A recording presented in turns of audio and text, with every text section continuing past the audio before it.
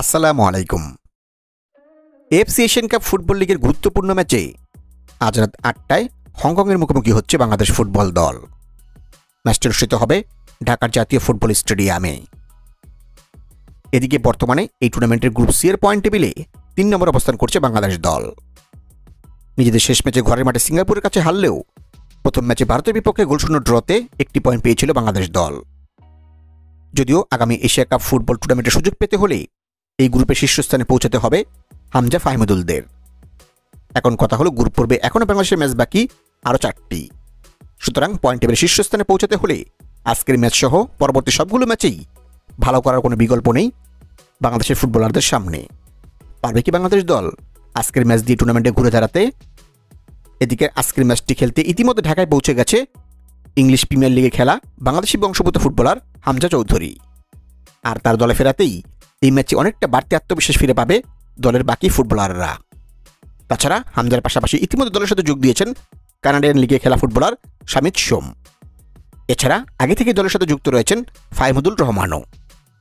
সুতরাং সবকিছু মিলিয়ে বলা যায়, হামজা শামিত সোমদের পাশাপাশি দেশে খেলা নিয়মিত ফুটবলাররা যদি এক হয়ে খেলতে পারে তাহলে আজকের ম্যাচে হংকংকে হারানোটা হয়তো অতটা কঠিন হওয়ার কথা নয় বাংলাদেশের জন্য। তো চলুন আর কথা না বাড়িয়ে দেখে নেই ফুটবল কোচ হাবের কাবরেরা শেষ পর্যন্ত আজকের ম্যাচে ফার্স্ট 11-এ বাংলাদেশে কেমন একাদশ সাজাতে পারেন।